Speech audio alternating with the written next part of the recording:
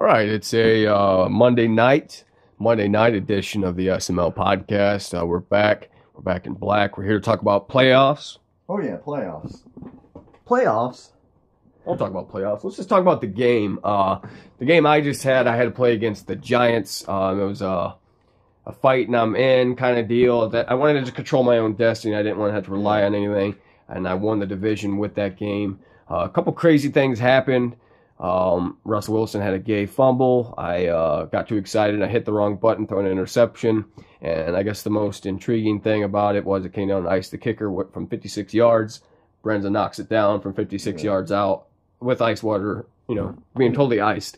I guess the one thing that I want to talk about real quick is comment below if this has happened to anyone else in any other leagues or within this league with not just a kicker but any player, period. My kicker for the season has only been given credit 1 field goal, 1 attempt, and I think 4 extra points credit for the whole season. So obviously there's something a little glitchy there. I don't know exactly what's going on, but I kind of got screwed out of all my kicking for the season, which is kind of interesting. Yeah.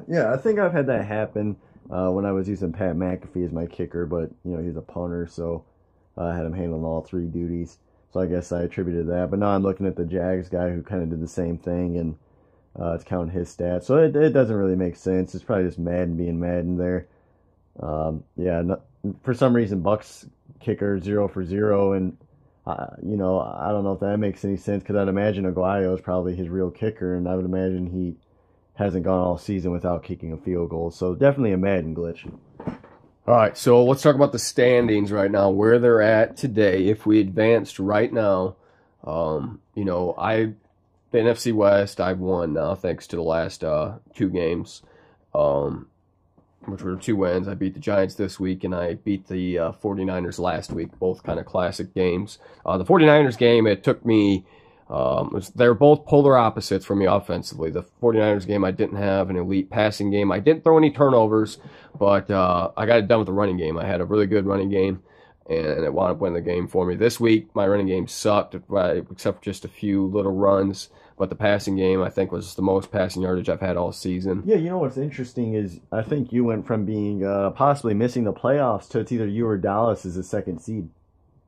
3rd seed. Bucks are... Oh, wow. Oh, wow. So it's either you or Dallas as a 2nd seed, which would be, of course, you should have a bye week. And then, of course, so it's either you or Bucks 2nd or 3rd. I mean, you were Cowboys 2nd or 3rd. And then 4th seed would be... who would that be? Okay, so Panthers number 1. Cowboys or Seahawks are 2. And 3. No, so yeah, we'd be 2 and 3. Which so that's the South, East, and West, and then you need an NFC North team would be either the Lions or the Vikings. So that would be the 4th seed. And the Lions did lose, so if the Vikings win, they're in. So they'd be 4th seed. The Bucks would be the 5th seed. And the you're looking at the Giants or the Falcons or Rams or Saints. So any of them teams. So that's kind of what the playoff picture is looking like. I didn't realize I had a bye week. That'd be something if I could possibly get that. That'd be a turn of events. Okay, the AFC side, the Dolphins are in, the Broncos are in, the Steelers are in, the Colts are in. So that's the first 4 seeds. They've all won their division. Dolphins and Broncos first 2. Colts, Steelers either 3 and 4. It looks like the who was that? The Bengals got the 5 seed now. If he loses, that turns the whole thing then. Because he's 9-7. You got the Titans, 9-6. the Patriots, the Ravens. Everyone kind of teetering for like 3 or 4 teams. So that 6th seed is up for grabs, big time. What's your prediction? Who are going to be the wild card teams for the AFC? Well, it looks like the Bengals will probably get the 5th seed, and then I'd say probably the Titans or the Ravens, Steelers or Patriots or CPU. Who plays who? Let's take a look at just the league schedule for this final week. The week Titans 17. is going to be in because, well, I can't say that because if he finishes the same record as the Dolphins, but the Titans plays the Jag CPU because our Jazz guy's on work hiatus. Yeah. All right, so he's pretty much guaranteed to win against the CPU. So you're saying the Titans are going to go ahead and notch that win. The Saints and the Vikings. The Saints is a good player, so there's a chance so they're both fighting for a playoff spot. That the Vikings lose this game and the Saints wind up. A losing team could make the playoffs. Yeah, the NFC North. the 49ers and Rams. We don't even know if that game's going to get played. No, probably that'll not. be a sim. You got the Jets and Texans. That'll be played probably. You got the Jags and Titans, which we already talked about that. The Bears and the Packers, meaningless. The Browns and the Bengals. A big one, so that's a big one. Bo Matty, it depends on who he wants to help out. He can tank the game or he can win the game and make things really interesting in the AFC seeding. We got the Raiders. And you know Bo Matty, he likes playing spoiler. He likes to go ahead and upset people. You got the Bucks and the Raiders. Really not a whole lot of implication there. They're both, everyone's kind of locked up. The Cowboys won against the Lions, dropped them to 7-9, and then this Bills-Patriots game, which is irrelevant. Yeah. So, I mean, interesting. I mean, you kind of have an idea now. It's all beginning to take shape. But still, so if you look back at about, let's say, 3 or 4 weeks ago, you and I were both on the brink of possibly not winning our division. Well, you had just dropped. You had just dropped two in a row. You played 2 tough games, the Panthers and then the Dolphins, the 2 previous Super Bowl matchups. I squeaked out a win, 7-6. That's I've never, that's a. And then I lost against the freaking previous Rams. Your offense was at an all-time low, really, for a while. We've been stagnant. 1, 2, 3, 4. 4 games. You had the total score 3, 14, 7, and 10. You know, that's tough to overcome. And then now you're finally getting hot right at the right time, 24 points and 29 points. So, yeah, I mean, big time wins here. So then now you look at my schedule where you can kind of see where Andrew Luck kind of got hurt. All right, so Andrew Luck got hurt in the lopsided loss, 44-7 against the Titans. Yes. But then you played DMI Rome, and this was either RG or Eli Manning. This was Eli Manning, 35-12, and this is where Eli lost his job because Eli got the cut. Texans. Yeah. So that dude was given his papers and was sent packing. Yes. The Jags, somehow you win 24-0 without Andrew Luck. Yeah. And then you had a squeaker. Did you play against G-World? Yeah. It was just Robert Griffin. It's a lot of short passes. Had to get the good defensive battle, but just couldn't cash in with Robert Griffin and my offense. I was kind of playing more conservative. I don't want to make the mistake, and as a result, G-World played good defense, and he almost beat me, but we got away with the win. Then I beat the Bears, and then I just followed up with an excellent game against the Steelers. What happened in that Steelers game? Really a back-and-forth battle. I took a lead early, by 3, and then the whole game was kind of back and forth. He went up by 7, and then in the third quarter, I think I took the lead, and then it was just like a seesaw nature, and then eventually in the fourth quarter, I got a stop, and I drove down, got a field goal and won it on a game-winning field goal. And that basically clinched the division and a playoff spot for myself, so definitely happy. Now Andrew Luck's coming back for the wild card game. Who are you most intimidated by on your side of the bracket? What team poses the biggest threat to the Colts, even with Andrew Luck back in the fold? Which he will be back. What team poses the biggest? Yeah. I'm going to say either the Dolphins or the Steelers. I don't know about the Broncos. I never played him. He's had some big wins. But just by not knowing the Broncos, I'm going to say the Dolphins because he's beat me once and I beat him once. Who are you looking forward to playing the most? I hope I play the Titans. You want to play the Titans? Yeah. All right, so hopefully the Madden gods will grace you with that and allow you to get that rematch that you're wanting after you got jihaded. Yeah. In the last game. Yeah.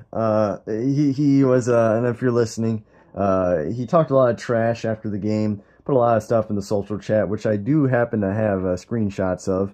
Do not forget. So he gave you bulletin board material. There's bulletin board material in Indy. Print those out and hang them. And Andrew Luck is coming back, and let's just say we will be sliding.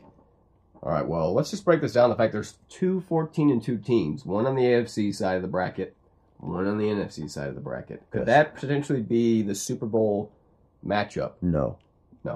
You think who's your Week 17 in the midst of Week 17 Super Bowl prediction? I'm gonna say probably the if the Seahawks might be the second seed, so I have to take Seattle. If not, the Bucks. The Bucks. A little underdog there, but I'm going to take the Bucks. He's beat the Panthers twice this year, and the only Panthers, and then he beat them the year before once.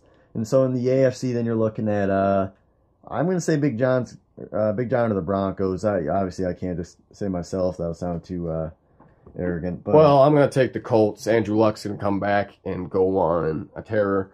The NFC, if I don't get it done against the Panthers, honestly, I don't think anyone's going to get it done against the Panthers. So I think it's going to be a Colts-Panthers rematch in the Super Bowl. Yeah, I would like that because I beat the Panthers. I think I own the overall record, but he does have a win against me in the Super Bowl. And I would just like to comment on the Bucs guy with his wins. He's beat the Falcons. He's lost to the Broncos guy, who once again great player. He's put up some good point totals. He has a great offense. If you look, I mean, really his 2 losses. Oh wait, he did lose to the Panthers. I'm sorry. Oh wow. All right, I thought he beat the Panthers twice. So I don't. Who beat the Panthers twice then? I'm all shaking. I don't know if anybody beat the Panthers twice. I think people split it. I think that the Falcons beat him once, and then and the Bucs beat him once. Yeah. And I think Panthers guy said he might have been going for stats or something that game because he has everything locked up. But that might just be Jonesy talking. Yeah.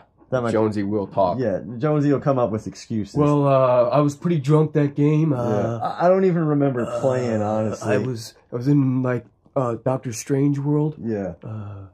So yeah, Jonesy, we know the blanket excuses. Yeah, he put up some good stats too. 2 interceptions, and his running back had 22 yards. So he can't just say he got beat. But that's another topic for another time. But you know, he's been there. He plays his games. Yeah. He had some little character. Yeah, a little character. Yeah, you know what I mean. But yeah, I guess we'll see what happens. There's really nothing going on major in the real world. So I guess we can talk about the draft real quick. We're Colts fans. Your review on the Indianapolis Colts draft class this season? I would say best draft class they've had since the Andrew Luck draft, where they had Andy, T.Y., and who else? Well, they had Vic Ballard, but he got hurt. So I give their draft class probably a B+. I like that first round pick in Hooker. He's great in coverage. He's a playmaker. He's a little raw, but can't tackle, which I don't care about. I think that is what it is, but I don't think they're going to fix that. But I think their defense needs a playmaker. All right. Well, I kind of wish maybe we would have got another offensive lineman in there, so taking a running back, Well, they did take that offensive lineman from UFC. I know, I'm saying another. Oh, yeah. Draft 2 linemen instead of lineman and running back. Yeah, I would like that. That would have been a little bit better pick, in my opinion. I'm a little concerned about the safety. He's got injury issues. He's already recovering from surgery right now. He, like you said, the tackling is a bit of a concern, but if he can cover, that'll compensate for it. If he's Ed Reed in the secondary, which I don't think he will be. There's people that compare him to Ed Reed, and the GM, of course, said to slow down on that. But you got to think, in an NFL now, where it's more of a passing league than it was in the early 2000s, where Ed Reed thrived. If you have a player comparable to Ed Reed, you would think that he would, he'd put up some great stats. Imagine Ed Reed playing in today's NFL, where it's a heavy passing league compared to what it was in the early 2000s. It's still a passing league, but not near as much. The ball's like Matt Stafford's putting up 5,000 yards just about every season. So Ed Reed would probably be known as the greatest safety of all time because he'd be getting picks left and right. That's just my opinion. But when you have a cover safety, I feel like they might be a little more important than the in-the-box run stuffing guys now. Yeah, the league's evolved. It's a different game, like you said. I guess I'm going to go ahead and just close with congratulations to all the, everyone throughout the season. If you don't make the playoffs, you still can have a good season. Bo Matty, he beat the Colts. He sent you on a kind of a spiral at times. Got some good, interesting games out there for everyone. So even if you didn't, make the playoffs, you don't make the playoffs, you still had a good season. I know it's hard to look at it that way, but I was 5-11 one year. And it wound up helping me because I was able to draft Pope, who's been my, not necessarily the stat running back, especially not this season, but, he's a good playmaker for me. And that draft class, I also got George Mangum, who's my primary receiver. So there's always something to hang your hat on. Keep playing your games, Yeah, you went 5-11, and then next year you went 15-1 and made a Super Bowl appearance. So, obviously, 1 year difference, the ball bounces your way, you can be in the Super Bowl the next year, honestly. Yeah, I mean, that's about all there is to it. If you haven't yet, hit that subscribe button, comment below what topics you'd like us to cover, if you'd like to be part of this podcast. I think we're just going to have to hit somebody up for the next time. We haven't done an On the Horn in a while. No. But that's all I got for this SML podcast. I'm going to go ahead and sign off. Like, subscribe, take care, have a great day.